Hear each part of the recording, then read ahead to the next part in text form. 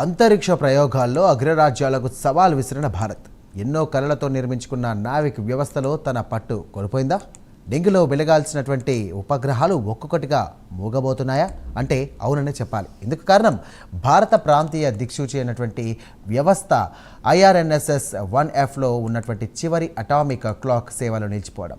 ఈ విషయాన్ని ఇస్రో అధికారికంగా ప్రకటించింది. ప్రస్తుతానికి నావిక్ వ్యవస్థలో మిగిలింది కేవలం 3 ఉపగ్రహాలు మాత్రమే. అయితే ఈ విపత్కర పరిస్థితుల్లో ఇస్రో శాస్త్రవేత్తలు కుంగిపోలేదు. సమస్య శాశ్వత పరిష్కారం దిశగా అడుగులు వేస్తున్నారు. విదేశీ పరిజ్ఞానం చేతులెత్తేసినటువంటి చోట స్వదేశీ మేధస్సు విజయం సాధించడమే ఇప్పుడు మనకున్నటువంటి అసలైన సవాలు.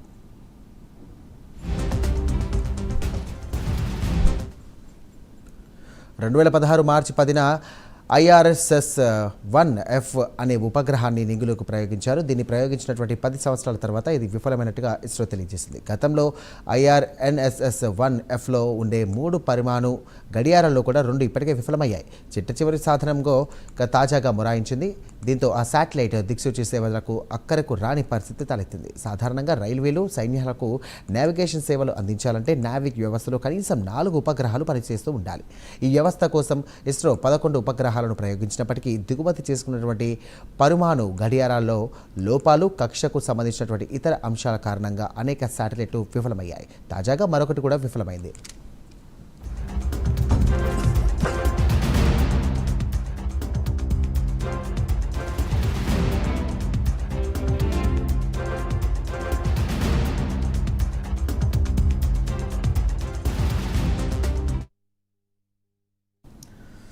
అయితే భారత అంతరిక్ష ప్రస్థానంలో అడ్డంకులు వచ్చిన వైఫల్యం చెందినటువంటి ప్రతిసారి ఇస్రో శాస్త్రవేత్తలు తిరిగి పుంజుకుంటూనే ఉన్నారు. ఇప్పుడు నావిక్ విషయంలోనూ అక్షరాల ఇదే చేయబోతున్నారు.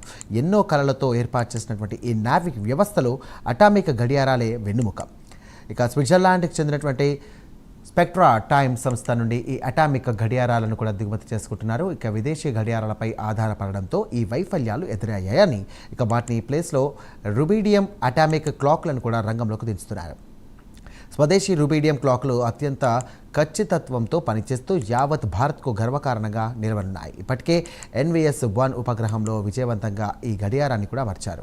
ఈ ఏడాది చివరి నాటికి కనీసం 3 కొత్త ఉపగ్రహాలను కూడా కక్షల్లోకి ప్రవేశపెట్టాలని ఇస్రో లక్ష్యంగా పెట్టుకుంది. మొత్తానికి అంతరిక్షంలో మనం వేసే అడుగులు కేవలం ప్రయోగాలకు మాత్రమే కాదు, అవి మన దేశ సార్వభౌమాధికారానికి కూడా సాంకేతిక సత్తాకు సజీవ ప్రతీకలుగా నిలవనున్నాయి. ఇది కేవలం ఉపగ్రహాల సంఖ్యను పెంచడం కోసం చేస్తున్నటువంటి సాధారణ ప్రయత్నం కాదు. నావిక్ వ్యవస్థను పునర్జీవింపజేసే ఒక బృహత్తర యజ్ఞం. నావిక్ వ్యవస్థలో ఈ రుబీడియం అటామిక్ క్లాక్ సరికొత్త వెలుగును పంచనుంది. అంతేకాదు, అంతరిక్షంలో భారత ముద్ర మరింత బలంగా పడబోతోంది.